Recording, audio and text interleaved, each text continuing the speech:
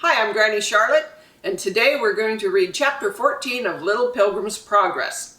But like always, we have some vocabulary words, actually only 2 today, and both of them are names of people that Little Pilgrim will meet. The first one is an odd word we don't use a lot called by-ends. And what that means is doing things for secret reasons and secret purposes. By-ends. And the other word of the day is Demas. It's a name that means popular. Demas. All right, let's get reading. Christian tried to walk a little faster, and Hopeful kept close to him, but he seemed afraid to speak until they were some distance from the city. Then he said, "We were sorry, you know, because they killed Faithful.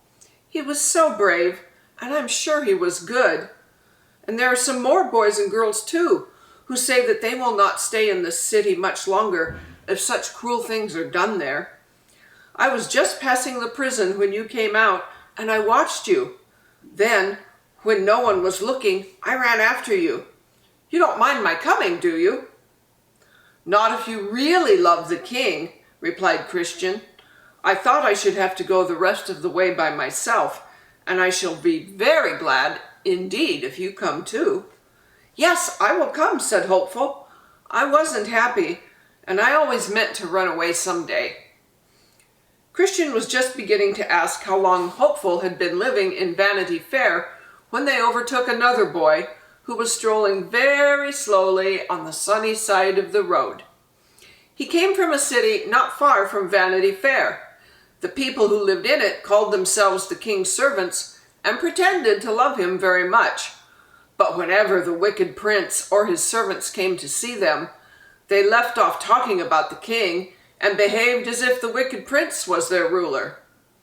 The wicked prince liked these people, and when he heard that any of them had become pilgrims, he never tried to hinder them in their journey, because he knew that they would be sure to turn back again as soon as they met with the least difficulty or danger.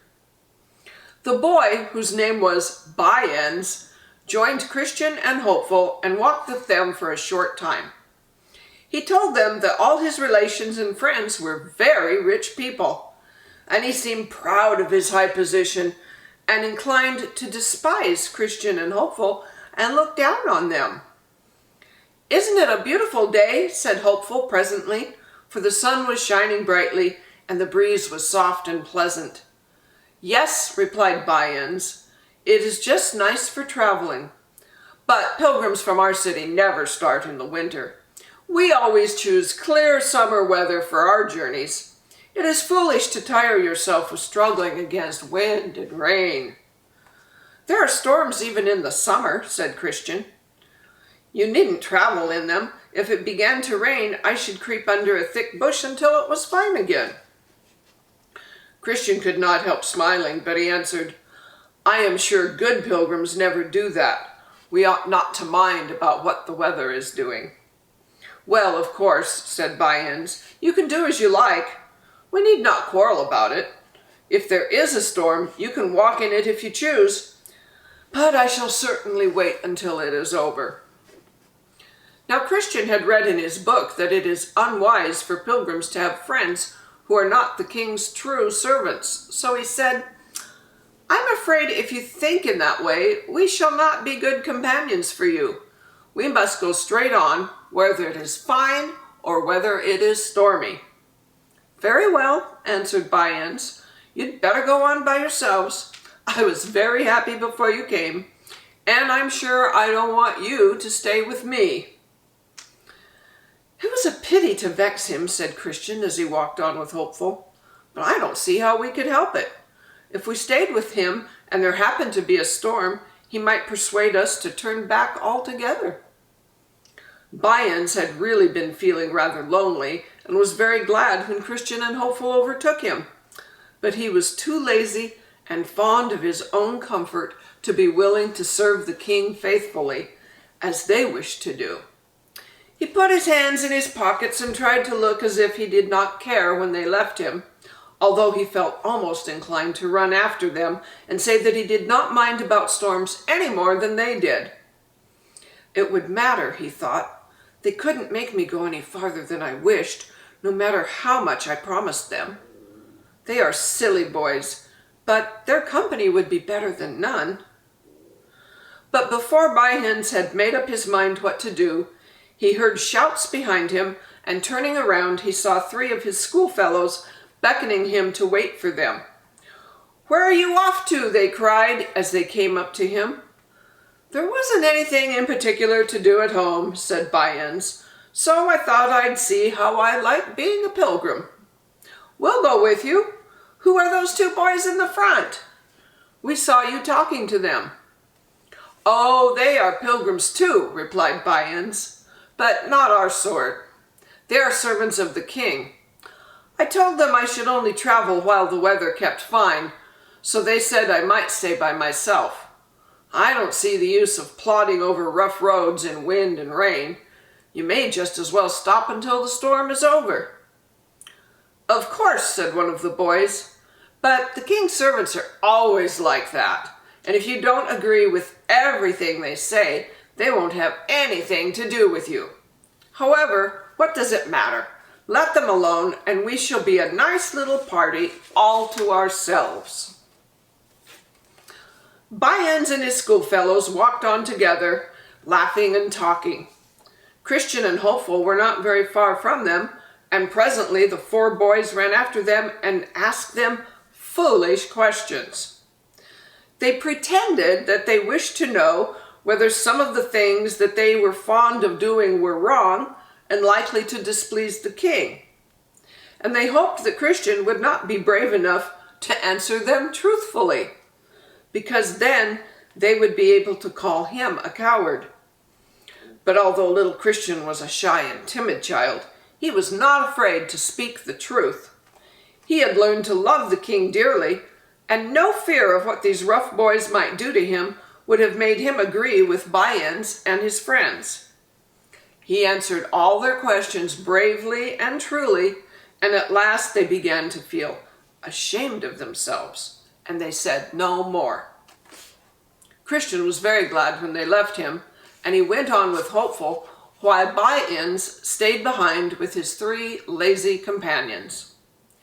Very soon the little pilgrims came to a narrow plain where a pathway was smooth and easy, and just beyond it they saw a hill with an opening in its side, like the mouth of a cave. A lad was standing upon the hill, and when Christian and Hopeful passed by, he called to them, saying, "Come up here, I will show you something." "What is it?" said Christian. "A mine of silver," said the lad. "It is full of rich treasure, and you can soon gather up enough to take with you on your journey." "Oh," cried Hopeful, "let us go and look at it." But Christian pulled him back. "No, no," he said, "it is not a safe place." Then he called to the lad, whose name was Demas, and asked him if it were not dangerous. Demas knew quite well that it was very dangerous indeed, but he was a servant of the wicked prince, to whom the mine belonged, and he had been sent there on purpose to tempt the pilgrims by telling them of its rich store of silver. So he answered, "It is safe unless you are very careless." But Christian turned away, saying to Hopeful, "We will not go. I am sure I have heard about it, and you see we could not reach it without leaving the way of the king."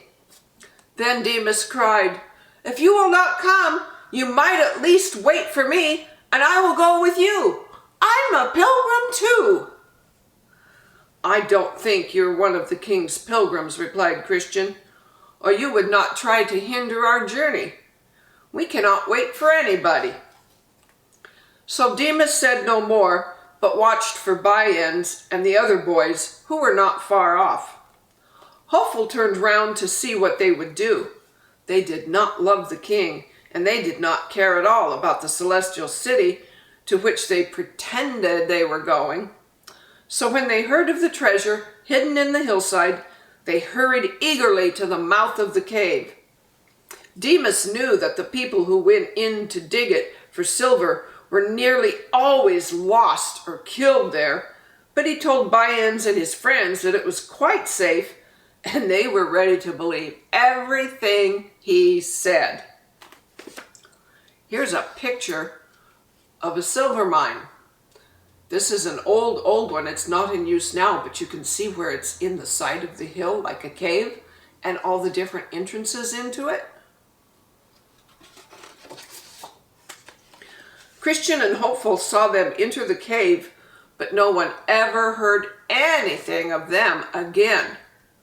No doubt they ventured too far along the dark and winding passages and were never able to find their way back into the daylight. When the little pilgrims had walked for some distance beyond the hill, Hopeful stopped suddenly, saying, "Oh, what can that be?" Christian looked where he pointed and saw a strange white figure standing by the roadside. As they came nearer, the boys saw that it did not move, and it was in the shape of a woman with her face turned away from the celestial city. "Do you think she was a pilgrim?" whispered Hopeful. "I don't know," said Christian. "It looks like a statue. I wonder why it's placed here by the wayside." They walked around it and looked at it carefully.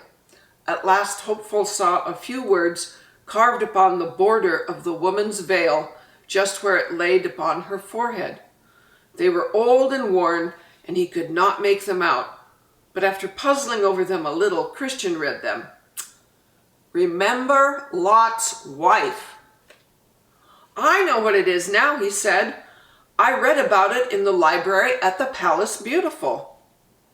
Then he told Hopeful how the king had once rescued a man named Lot with his wife and 2 daughters from a city that was being destroyed for its wickedness.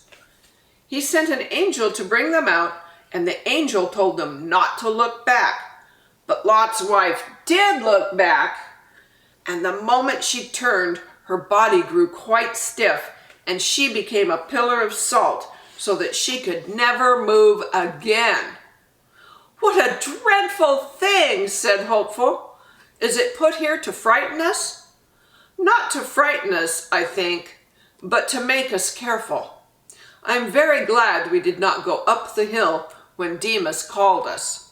"So am I, for I should not like the king to punish me or to look like Lot's wife." And here's a picture of an actual salt pillar. You can see where this could look like a person. And in those days, women carried a lot of things on their heads, so you can almost see her head, her arms, her skirt, and whatever she was carrying on her head. And that concludes our reading for today. Thank you very much.